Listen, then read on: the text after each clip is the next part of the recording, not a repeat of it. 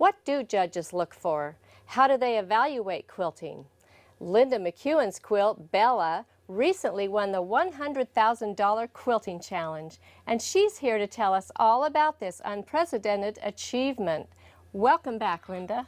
Well, thanks for having me again. It's good to be here. Well, it's such a thrill to have you here, and this quilt, Bella, was just unbelievable. Let's talk about that. Tell us about it. Well, it was my first ever whole cloth quilt. I had always wanted to do one, and I worked good under a deadline, so I just decided this was it. I wanted to have a quilt entry for the next round of the challenge, and I had about 3.5 months, so I did it. So it took you 3.5 months to do this quilt. Yes. Wow. And the designs that you have in there, they're gorgeous. Where did you get the design ideas?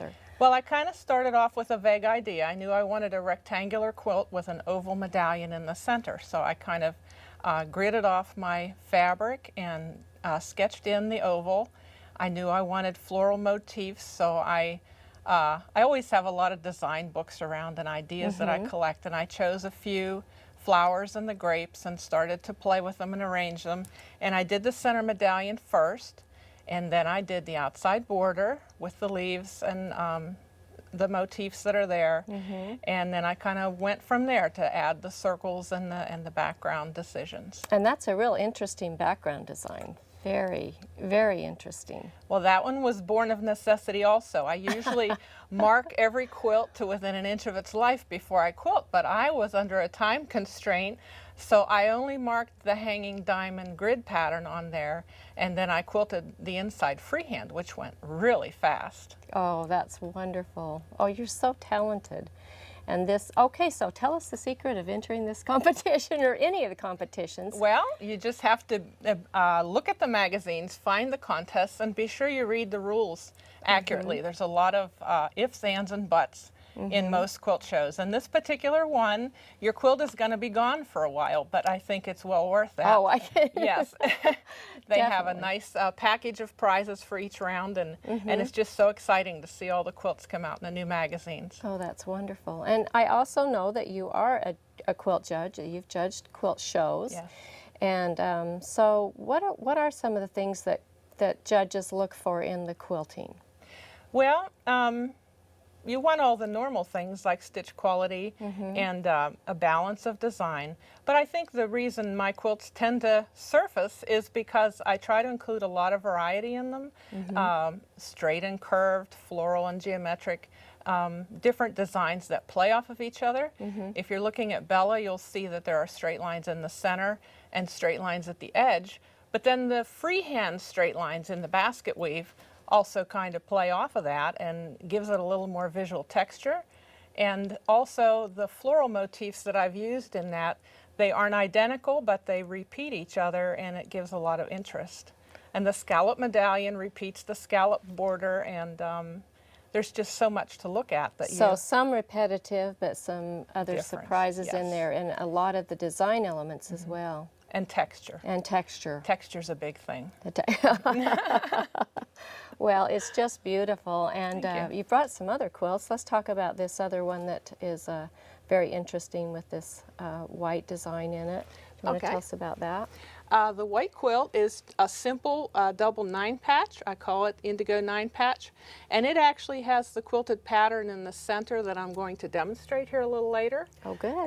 It's a really easy feather design that fills a lot of space without a lot of effort or a lot of time. Oh, we can use that. So it's a good utilitary pattern. That's oh, yes, great. It is. Great customer pattern. And this star, what's the name of this quilt? This quilt's called The Third Day. I took a class with our guild and pieced the big star, knowing that it would leave wonderful spaces for quilting, which is what I like to do. And went together fast. Oh, yes, it really does. Of course, I always have to complicate matters, and I did the embroidery purse, which I also had never done before, but with a limited number of motifs left from the fabric, I put those in.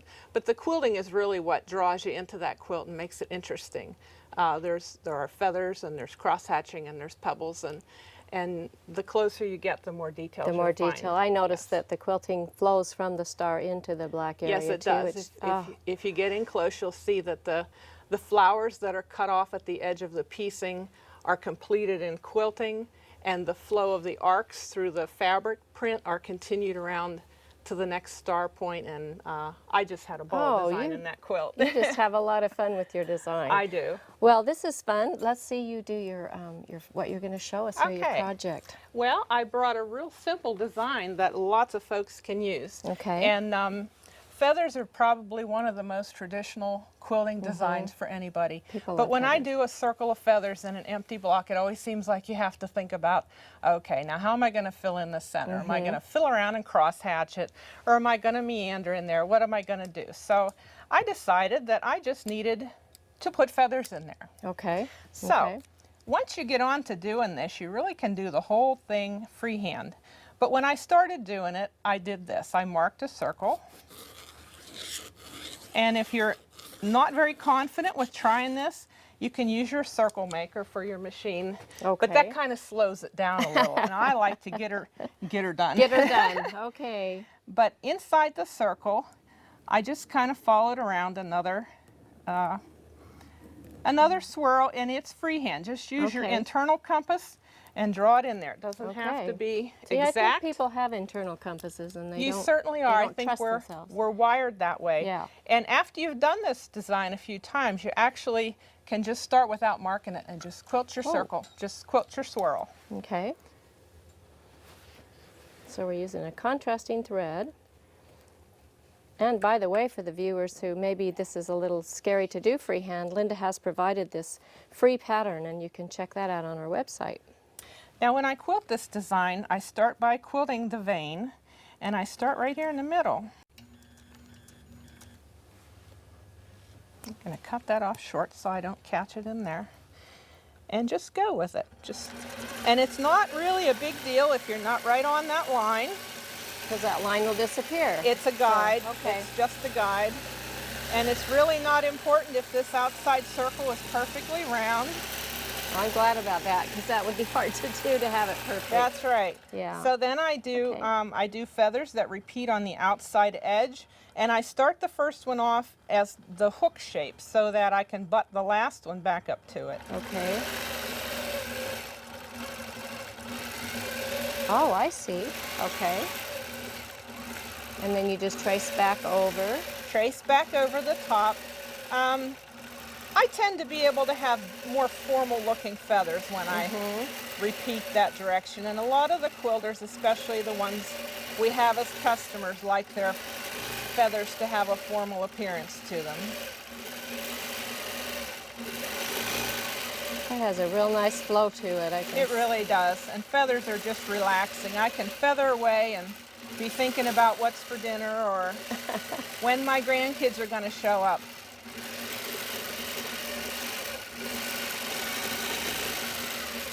And I'm going to feather all the way around the outside. We're going to accomplish this whole design without breaking the thread at all. Oh, wow. Unless the machine decides to break it for me, but we'll hope not. I've actually used this design repeatedly since I first did it. I thought, oh, this is great, because I don't like having to go back and fill in the center of the feathered wreath, and it still looks really traditional. And yet it's filling in the whole block as Yes, well. it is. It's great. The longer you pull these feathers out from the vein, the more graceful they look. I know when I first learned to do feathers, they kind of look like my thumb after I hit it with a hammer. So if you can draw them back along the vein, they're much more graceful looking. You know, it's nice to know that your feathers were not always this perfect. No, and you know, it doesn't really matter if they're not all exactly the same. Okay. Okay, now we've got the outside done. We're going to sneak right up along the line here and start the inside. And we're just going to fill up this wedge-shaped area. And it looks a little odd. I'm going to stop and cut this tail so that when I get there, it won't be in my way. Okay, we're just going to continue around filling up this wedge-shaped area.